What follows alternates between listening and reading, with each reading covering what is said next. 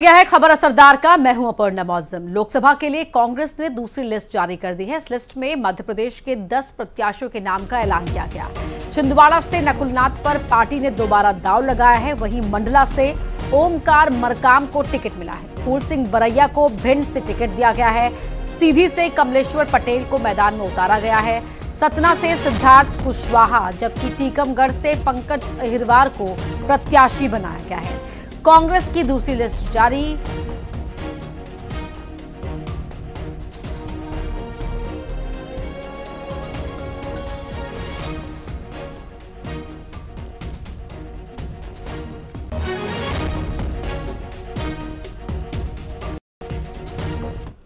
विधानसभा चुनाव के समय से ही तैयारी शुरू कर दी थी और मुझे पूरा विश्वास है। मैं जिले के हर कोने में दौरा कर रहा हूं और मुझे छिंदवाड़ा की जनता पर पूरा भरोसा है कि एक बार फिर वो अपना प्यार और आशीर्वाद मुझे देंगे। आपको कांग्रेस की दूसरी लिस्ट के प्रत्याशियों के नाम बताते हैं। भिंड से कांग्रेस ने फूल सिंह बरैया को चुनावी मैदान में उतारा है। टीकमगढ़ चलते हैं। टीकमगढ़ से पंकज अहिरवार पर भरोसा पार्टी ने दिखाया है। तो वहीं छिंदवाड़ा से जो सिटिंग एमपी है नकुलनाथ, उन्हें वापस रिपीट किया है पार्टी ने। सतना से सिद्धार्थ कुशवाहा को टिकट दिया है। सीधी से कमलेश्वर पटेल, देवास से राजेंद्र मालवीय, खरगोन से पोरलाल खाते और मंडला से ओमकार मरकाम को चुनावी मैदान में कांग्रेस पार्टी ने उतारा है। धार से राधेश्याम मोवेल और बैतूल से रामू टेकाम पर कांग्रेस पार्टी ने अपना भरोसा दिखाया है। तो वहीं अगर बात करें बीजेपी की, तो मध्य प्रदेश की 29 में से 24 सीटों पर बीजेपी पहले ही प्रत्याशियों का ऐलान कर चुकी है। जबकि कांग्रेस की लिस्ट आ गई तो किसके बीच मुकाबला है वो बताते हैं। कांग्रेस ने भिंड सीट से फूल सिंह बरैया पर अपना विश्वास दिखाया है और बीजेपी ने टिकट दिया है संध्या राय को। टीकमगढ़ से कांग्रेस ने पंकज अहिरवार को उतारा है तो वीरेंद्र खटीक को दिया है बीजेपी ने। सतना से सिद्धार्थ कुशवाहा बीजेपी के गणेश सिंह से मुकाबले में है। सीधी से राजेश मिश्रा के सामने कांग्रेस से कमलेश्वर पटेल है। देवास से बीजेपी ने महेंद्र सिंह सोलंकी को उतारा है। कांग्रेस ने टिकट दिया है राजेंद्र मालवीय को। खरगोन से कांग्रेस ने दिया है पोरलाल खाते को टिकट। गजेंद्र पटेल को बीजेपी ने उतारा है। मंडला से फग्गन सिंह कुलस्ते, बीजेपी ने एक बार फिर इन पर विश्वास दिखाया है तो फग्गन सिंह कुलस्ते का सामना करेंगे कांग्रेस से ओमकार मरकाम। बैतूल से दुर्गादास उइके के सामने कांग्रेस के रामू टेकाम चुनावी मैदान में है। और अब आपको जो इस लिस्ट में कांग्रेस की सेकेंड लिस्ट सामने आई है उसकी बड़ी बातें क्या है मध्य प्रदेश के मद्देनजर वो समझा देते हैं। मध्य प्रदेश में 10 प्रत्याशियों में से जो 8 हैं वो नए चेहरे हैं। छिंदवाड़ा से कांग्रेस ने नकुलनाथ को दोबारा टिकट दिया है। फूल सिंह बरैया समेत अपने 3 विधायकों पर सांसदी के लिए कांग्रेस ने इस बार दांव लगाया है। छिंदवाड़ा और बैतूल में प्रत्याशी रिपीट किए गए हैं। 10 उम्मीदवारों में से कोई भी महिला प्रत्याशी इस लिस्ट में कांग्रेस के अंदर नहीं है।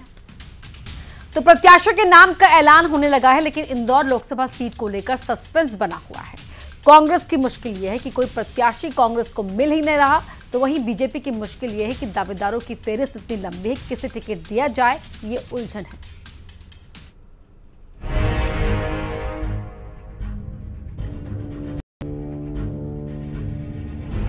इंदौर लोकसभा सीट पर ना तो बीजेपी ना ही कांग्रेस ने अब तक प्रत्याशी के नाम का ऐलान किया है। कहा यह जा रहा है कि दोनों दलों ने अलग अलग वजहों से प्रत्याशियों का ऐलान नहीं किया है। कांग्रेस के कुछ नेता पार्टी छोड़ चुके हैं जबकि कुछ चुनाव लड़ने को तैयार नहीं, यानी कांग्रेस के सामने प्रत्याशी के न होने का संकट है। तो दुर्भाग्यपूर्ण यह है कि प्रदेश अध्यक्ष का गृह जिला इंदौर प्रदेश अध्यक्ष जीतू पटवारी का गृह जिला और प्रदेश अध्यक्ष के गृह जिले में ये स्थिति है कि कांग्रेस के पास कोई मजबूत दावेदार नहीं है। कांग्रेस पिछला चुनाव 5 लाख से ज्यादा वोटों से हारी। कांग्रेस लगातार हार रही है। इंदौर में 9 चुनाव हारी है। 9 चुनाव लगातार हारी ना, तो उसके बाद ये स्थिति बन रही है कि वर्तमान परिदृश्य में तो कोई उम्मीदवार सामने ही नहीं आ रहा है। बहुत ही दुर्भाग्यपूर्ण है। न्याय यात्रा का भी नेता और कार्यकर्ताओं पर कोई असर दिख नहीं रहा। दिग्गज नेता पार्टी को अलविदा कर रहे हैं और इसे लेकर बीजेपी तंज भी कस रही है। इंदौर लोकसभा सीट की बात करें तो ये बीजेपी का गढ़ माना जाता है। सुमित्रा महाजन 1989 से लगातार 8 बार यहां से सांसद रहीं। वहीं कांग्रेस का खाता 1984 के बाद कभी नहीं खुला। 1980 और 1984 में कांग्रेस के प्रकाश चंद्र सेठी 2 बार सांसद रहे। 2019 में इंदौर से शंकर लालवानी सांसद बने, लेकिन 2024 में इंदौर से बीजेपी के कई दावेदार सामने हैं और यही बीजेपी की मुश्किल बन गई है। हालांकि पार्टी इससे इनकार कर रही है। कांग्रेस की बात करें तो कांग्रेस के जो राज्यसभा के उम्मीदवार थे अशोक सिंह जी, उनके नामांकन के दौरान न सिर्फ कमलनाथ जी गायब रहे बल्कि दिग्विजय सिंह, सुरेश पचौरी सहित तमाम बड़े नेता गायब रहे। समझा जा सकता है कि कांग्रेस में गुटबाजी अंतर्गत चरम पर है और जिस प्रकार से सारे जो लोग दावेदार थे, जो लोग कमलनाथ जी से लेकर तमाम दावेदार थे जिनका नाम नहीं आया और नाम अशोक सिंह का आ गया, तो उनकी नाराजगी भी दिख रही है। सब आज गायब रहे, नदारद रहे, तो कांग्रेस में एक बार फिर गुटबाजी अंतर्गत चरम पर है और ऐसा लग रहा है कि जल्दी कोई बड़ा खेला होगा। इंदौर हाई प्रोफाइल सीट है, हालांकि सीट पर बीजेपी का दबदबा है। ऐसे में कांग्रेस की कोशिश मुकाबले को दिलचस्प बनाने की है, लेकिन क्या वास्तव में कांग्रेस ऐसा कर पाएगी, ये बड़ा सवाल है। मिथिलेश कुमार गुप्ता, न्यूज़ 18, इंदौर। 2 बार लगातार चुनाव हारने का दर्द इमरती देवी का जब तक झलक जाता है। इमरती देवी भारत सिंह कुशवाहा की प्रचार के दौरान कांग्रेस के दिनों का याद उन्होंने किया, साथ ही भारत सिंह कुशवाहा को नसीहत भी दी। कांग्रेस में थी, मैं 62 हजार वोटों से जीतती थी, लेकिन जब भारतीय जनता पार्टी में आई हूं और चुनाव लड़ी हूं,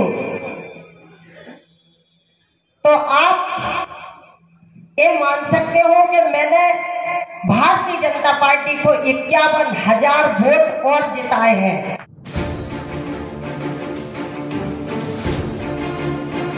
पहले उपचुनाव और फिर 2023 का विधानसभा चुनाव, दोनों चुनाव में हार के बाद इमरती देवी का फिर दर्द छलका।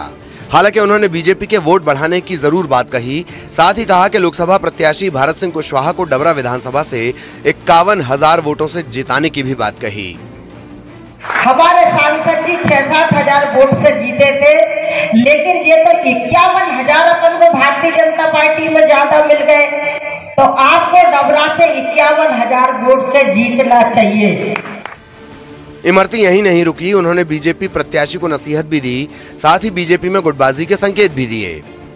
मैं चाहती हूँ कि आप ऐसे लोगों से बचें जो मंच पर खड़े होकर कहते हैं भारतीय जनता पार्टी हमारी माँ है, और जब माँ का टाइम आता है तो लाते मारते हैं। माँ तो माँ होती है। आज मंच से इमरती देवी कह रही है कि भारतीय जनता पार्टी हमारी माँ है। आप जो सा क्षेत्र इमरती देवी को दे दोगे, मैं अपनी माँ की पूरी लाज रखूंगी, भारतीय जनता पार्टी की पूरी लाज रखूंगी। अब आपको इमरती देवी का 2020 का बयान सुनाते हैं, जब इमरती देवी ने पार्टी बदलने की वजह से हार का सामना करने की बात कही थी। हम बता रहे हैं आपसे, जब हम राजनीति में निकले ना डबरा में, हम 2004 में जिला पंचायत सदस्य बन गए थे और 2008 से अभी तक विधायक रहे, अब 20 में हार गए। तो क्या पार्टी बदल रही ना, इसलिए हमें कोई नहीं हराता। इमरती देवी के नए बयान ने उनके पुराने बयान की याद दिला दी।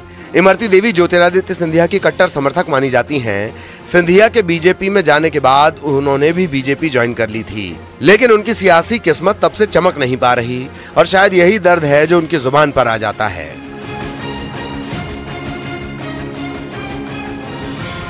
सुशील कौशिक, न्यूज़ 18, ग्वालियर। तो इमरती देवी का पॉलिटिकल प्रोफाइल जरा अब आपको बता देते हैं। 1997 से 2000 तक ग्वालियर युवा कांग्रेस की उपाध्यक्ष रही हैं इमरती देवी। साल 2000 से 2005 तक जिला कांग्रेस की महामंत्री ने बनाया गया। 2004 में जिला पंचायत की सदस्य बनी और 2005 में कांग्रेस की ब्लॉक अध्यक्ष। 2008 में डबरा से विधायक बनी। 2014 में भिंड से लोकसभा चुनाव लड़ा। 2018 में कमलनाथ सरकार में मंत्री बनी। 19 में बीजेपी का दामन थाम लिया सिंधिया के साथ और मंत्री बनी उपचुनाव में, लेकिन इमरती देवी को हार का सामना करना पड़ा। 2023 में फिर मैदान में उतारा डबरा से, लेकिन इमरती देवी हार गई। बढ़ते हैं आगे, बात करते हैं अब नायब सिंह सैनी की, जिन्होंने हरियाणा में 11वें सीएम के तौर पर शपथ ले ली है। वहीं सीएम के साथ ही 5 विधायकों ने मंत्री पद की शपथ ली। ये सभी खट्टर सरकार में मंत्री थे। हरियाणा में हुए बदलाव को लोकसभा चुनाव की रणनीति के तौर पर देखा जा रहा है।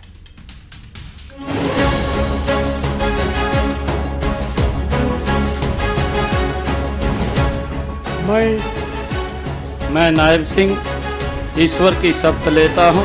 कुरुक्षेत्र से बीजेपी सांसद नायब सिंह सैनी ने सीएम पद की शपथ ली। राजभवन में आयोजित कार्यक्रम में शपथ लेने से पहले नायब सिंह सैनी ने पूर्व सीएम मनोहर लाल खट्टर के पैर छुए। सैनी के बाद कंवरपाल, मूलचंद शर्मा, रणजीत सिंह चौटाला, जयप्रकाश दलाल और डॉक्टर बनवारी लाल ने कैबिनेट मंत्री की शपथ ली। खास बात यह कि ये सभी खट्टर कैबिनेट में शामिल थे। पीएम नरेंद्र मोदी के अलावा बीजेपी के आला नेताओं ने नए सीएम को बधाई दी। इससे पहले सुबह बीजेपी और जेजेपी के बीच गठबंधन टूट गया और मनोहर लाल खट्टर ने राज्यपाल को अपना इस्तीफा सौंप दिया। बहुमत का जरूरी आंकड़ा बीजेपी के पास था, लिहाजा हरियाणा निवास में विधायक दल की बैठक हुई और सैनी को नेता चुना गया। 54 साल के सैनी ने राजभवन में सरकार बनाने का दावा पेश किया और वो अब सीएम भी बन गए हैं। सैनी को मनोहर लाल खट्टर का करीबी माना जाता है। उनके सियासी सफर की बात करें तो 2014 में नारायणगढ़ से बने विधायक, खट्टर सरकार में बने मंत्री, 2019 में कुरुक्षेत्र से सांसद बने, अक्टूबर में बीजेपी के प्रदेश अध्यक्ष बने। मध्य प्रदेश, छत्तीसगढ़ और राजस्थान के बाद हरियाणा में नए चेहरे को सीएम बनाया गया है। जानकार इसे पीएम मोदी का प्रयोग मान रहे हैं, साथ ही लोकसभा चुनाव की रणनीति का हिस्सा भी। Bureau report, news 18।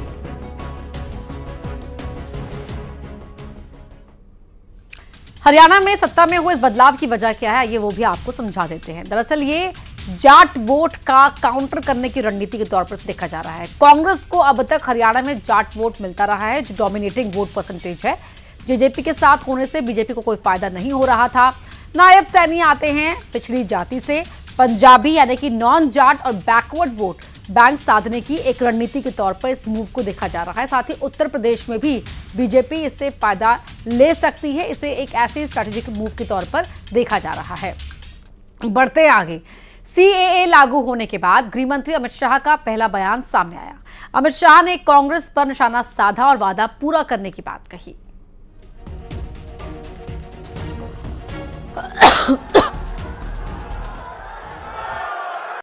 और अभी अभी कल ही हमने कहा था हम सीएए लाएंगे। कांग्रेस पार्टी सीएए का विरोध करती थी। आजादी के वक्त से कांग्रेस पार्टी और हमारे संविधान निर्माताओं का वादा था कि बांग्लादेश, अफगानिस्तान और पाकिस्तान से जो शरणार्थी आएंगे, जो वहां की प्रताड़ना झेल कर आएंगे, उसको हम नागरिकता देंगे। मगर तुष्टीकरण की, वोट बैंक की राजनीति के कारण कांग्रेस पार्टी इसका विरोध करती थी।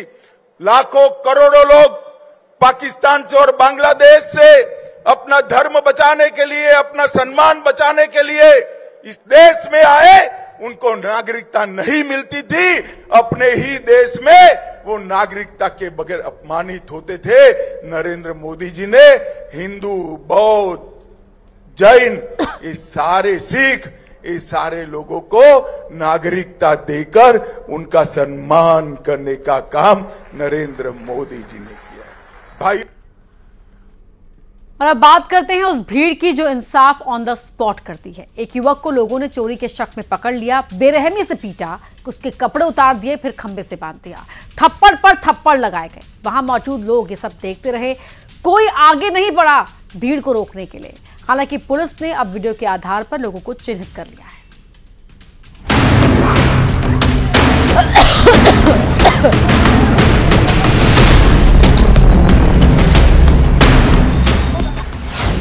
युवक की बेरहमी से पिटाई,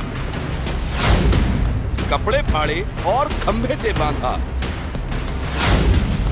भीड़ का इंसाफ ऑन द स्पॉट। भीड़ ने दे डाली तालिबानी सजा। युवक को बेरहमी से पीटते लोगों को देखिए। किस तरह एक युवक के साथ मारपीट की जा रही है। ऐसा लग रहा है जैसे कोई बड़ा अपराध कर दिया हो। उज्जैन के माधव नगर थाना इलाके में चोरी के शक में लोगों ने एक युवक को पकड़कर उसे जबरदस्त पीटा। उसके बाद क्या हुआ वो तस्वीरें भी देख लीजिए। पहले उसके कपड़े निकाले गए और उसके बाद उसे खंभे से बांध दिया गया। तस्वीरों में आप देख सकते हैं कि किस तरह इस शख्स को थप्पड़ पर थप्पड़ जड़े जा रहे हैं। एक शख्स ने युवक को पकड़ रखा है, दूसरा उस पर थप्पड़ों की बारिश कर रहा है। आसपास कई सारे लोग खड़े हुए हैं, लेकिन कोई रोकने की जहमत तक नहीं उठा रहा, बस खड़े खड़े वीडियो बना रहे हैं। बेरहमी से मारपीट का वीडियो सोशल मीडिया पर वायरल हो रहा है। घटना की जानकारी के बाद पुलिस मौके पर पहुंची। पुलिस ने मामले को शांत कराया। लड़का अभी बहुत शराब के नशे में है, इसलिए भी उसकी मां को बुलाया गया। इसमें जो लोगों ने मारपीट की है, लड़के को थोड़ा सा मेडिकली ठीक होने के बाद उसकी तरफ से उन लोगों के ऊपर मामला दर्ज किया जाएगा। साथ ही अगर लड़के ने कैमरे हम वेरीफाई करा रहे हैं, अगर लड़के ने चोरी का प्रयास किया है तो उसके खिलाफ भी एक चोरी के प्रयास का मामला दर्ज किया जाएगा। पुलिस ने वीडियो में दिखने वाले लोगों को चिन्हित कर लिया है। आरोपियों की पुलिस तलाश कर रही है। उधर मुरैना से भी एक ऐसा ही मामला सामने आया, जहां एक शख्स के साथ बेरहमी से मारपीट की गई। तस्वीरों में आप देख सकते हैं कि किस तरह से इस शख्स को बेल्ट से मारा जा रहा है और इतना ही नहीं, इस युवक पर लात घूंसे बरसाए जा रहे हैं। ये वीडियो कोतवाली थाना इलाके का बताया जा रहा है। फिलहाल मारपीट का ये वीडियो सोशल मीडिया पर तेजी से वायरल हो रहा है। Bureau report, news 18।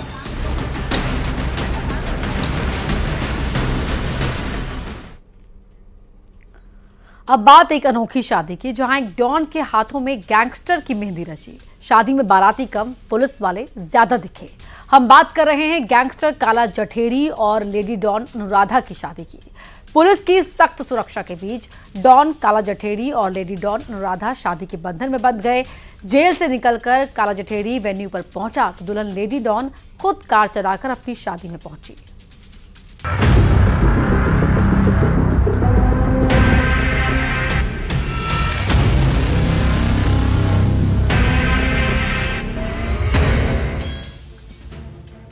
गैंगस्टर काला जठेड़ी और लेडी डॉन अनुराधा शादी के बंधन में बंध गए। दोनों ने दिल्ली के द्वारका के सेक्टर 3 के एक बैंक्वेट हॉल में शादी के फेरे लिए। शादी के लिए काला जठेड़ी को 6 घंटे की पैरोल मिली थी। ऐसा पहली बार हुआ है कि जेल में बंद डॉन ने लेडी डॉन से शादी की। हरियाणा के गैंगस्टर काला जठेड़ी और उसकी प्रेमिका राजस्थान की लेडी डॉन कही जाने वाली अनुराधा चौधरी दोनों ही शादी के लिए बैंक्वेट हॉल पहुंचे। काला जठेड़ी को तिहाड़ से लाया गया, जिसके बाद शादी की रस्में शुरू हुई। रीति रिवाज से दोनों की शादी हुई।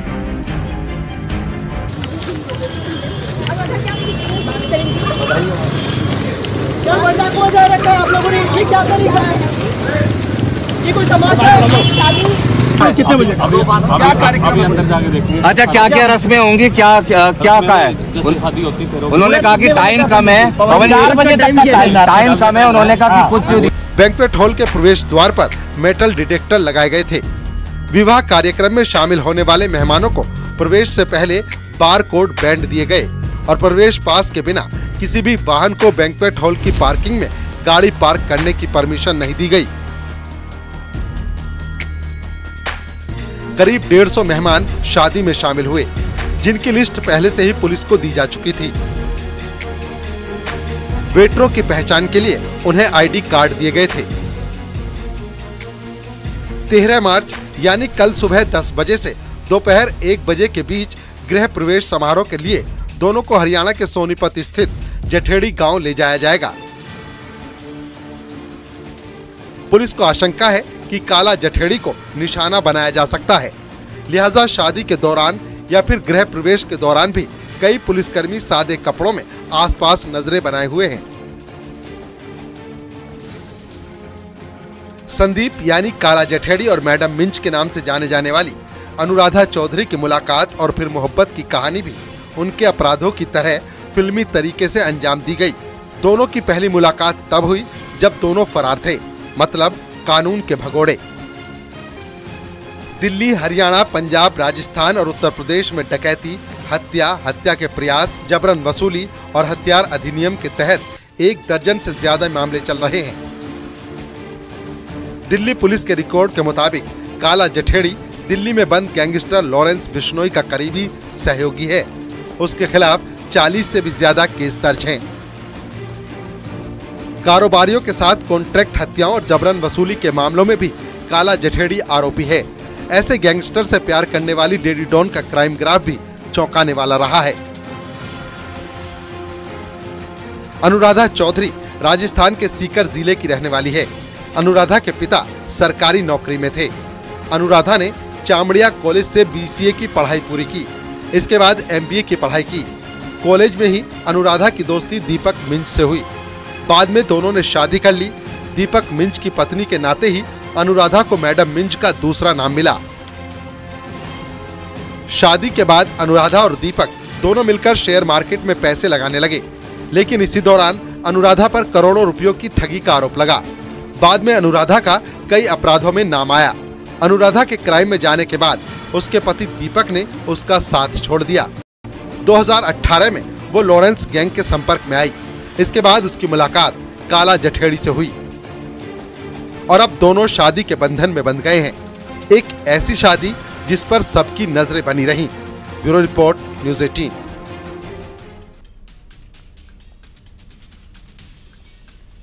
रीवा के बैजू धर्मशाला से दुनिया का सबसे बड़ा नगाड़ा अयोध्या रवाना हो गया है। अयोध्या में राम मंदिर को यह नगाड़ा समर्पित किया जाएगा। 108 गाड़ियों के काफिले के साथ नगाड़े को रवाना किया गया।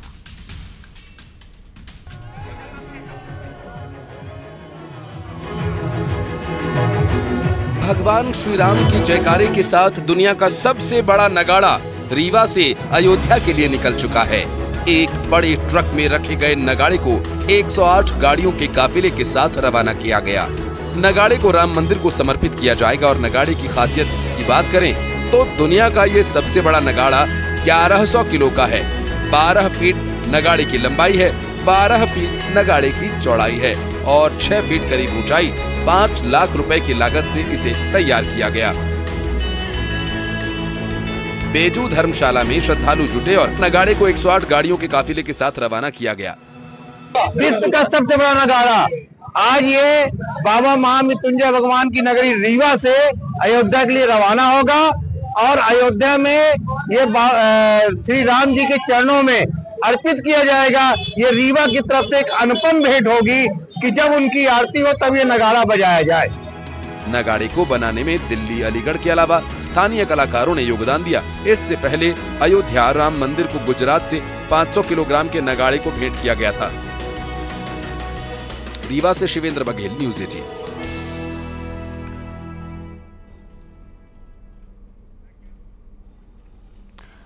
अब आपको नगाड़े की खासियत बताते हैं। बैजू धर्मशाला में नगाड़े का निर्माण किया गया। रीवा समेत बाहर के कारीगरों ने इसे बैजू धर्मशाला में बनाया है। दिल्ली, अलीगढ़, प्रयागराज के कारीगर यहां पहुंचे थे। इस विशेष नगाड़े का जो वजन है वो 1100 किलो है। यहाँ 1100 किलो लंबाई, चौड़ाई, ऊंचाई 12 बाय 12 बाय 8 नगाड़ा है। करीब 32 फीट चौड़ा बताया जा रहा है। इसे रामलला को समर्पित किया जाएगा। विंध्य समेत पूरे प्रदेश का मान ये नगाड़ा बढ़ाएगा। तो इसे कल रामलला को समर्पित किया जाएगा। ये गाजे बाजे और पूरी धूम के साथ रवाना हो चुका है और इससे रीवा में बैजू धर्मशाला में इसका निर्माण किया गया था। चलिए अब बढ़ते हैं आगे। न्यूज़ 18 मध्य प्रदेश छत्तीसगढ़ पर कल शाम 6 बजे से लगातार लोकसभा चुनाव पर मेगा ओपिनियन पोल हम आपको दिखाएंगे। 2024 लोकसभा चुनाव के लिए न्यूज़ 18 लेकर आ रहा है 21 राज्यों के 518 लोकसभा सीटों का सबसे विश्वसनीय सर्वे। एमपी की 29 और छत्तीसगढ़ की 11 सीटों पर जनता किसको वोट करने वाली है? क्या ग्वालियर चंबल में बीजेपी फिर इतिहास दोहराएगी? बुंदेलखंड में कौन जीतेगा बाजी? क्या छत्तीसगढ़ में बीजेपी क्लीन स्वीप करेगी? इन सभी सवालों को जानने के लिए न्यूज़ 18 पर कल शाम 6 बजे से जरूर देखिए मेगा ओपिनियन पोल। दुनिया के सबसे बड़े चुनाव से पहले न्यूज़ 18 नेटवर्क लाएगा देश का सबसे बड़ा ओपिनियन पोल। 21 राज्य, 518 संसदीय सीट, 1 लाख से ज्यादा लोगों की राय, देश की जनता से सीधा संवाद और उनकी राय। एक सबसे बड़ा पोल, 20 चैनल्स, 16 वेबसाइट्स पर। अब तक नहीं हुआ ऐसा opinion poll. News 18 mega opinion poll, शाम 6 से रात 10 बजे, 13 और 14 मार्च, सिर्फ न्यूज 18 नेटवर्क पर।